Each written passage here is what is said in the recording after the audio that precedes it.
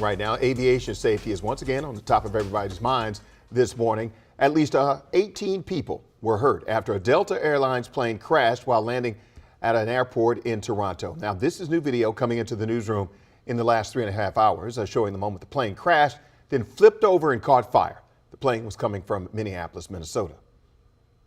Just horrifying video. Officials say 80 people were on board. You can see passengers escaping this plane moments after that crash. And we heard from one of those passengers just 3 hours ago. 1 minute you're landing, kind of waiting to see your friends and your people, and the next minute you're physically upside down and just really turned around. But it sounded, it was just cement and metal, That's Pete Carlson.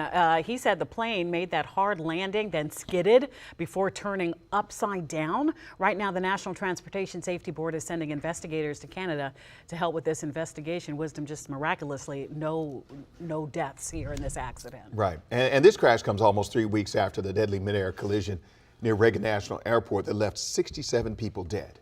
Our Jess Arnold is live outside Reagan National this morning with the story. And Jess, we know a lot of you may be a little bit more hesitant to fly right now.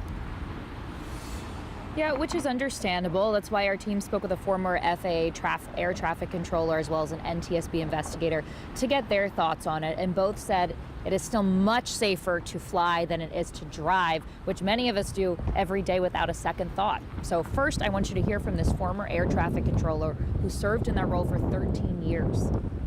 For every one incident that might occur, there are 44,999 that have been safe. And so we have to make sure that we don't dismiss the need for ongoing safety improvements, but we don't lose sight of the big picture, that it is still the safest aviation system in the world. The NTSB investigator who we spoke with says it's important to keep in mind that your chances of dying in an airliner accident when you board a plane is about 1 in a million. Meanwhile, the lifetime odds of dying in a car crash, which again we do every day, many of us, are about 1 in 95, according to the National Safety Council. The investigator says that the fact that everyone survived yesterday's Toronto plane crash is proof that airplanes are safer now. Both experts say that these incidents are still very unusual and could be due to a variety of causes. For instance, the NTSB investigator said this Toronto one could have been due to a gust of wind that maybe got caught under a wing, causing the plane to flip over. Of course, the actual cause is pending investigation. But overall, it doesn't seem like this is part of an alarming trend where every incident has the same cause. Flying is still safe, and in a way, what happened in Toronto today is good news. It showed that the aircraft not only are more automated and better, but that they are the crashworthiness of the planes has improved.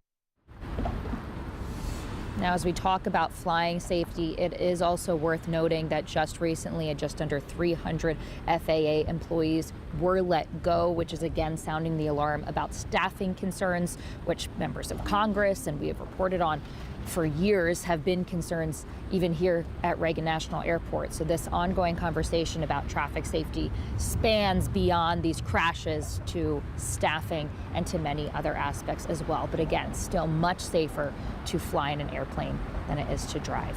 Guys. All right, Jess Arnold reporting. Thank you, Jess.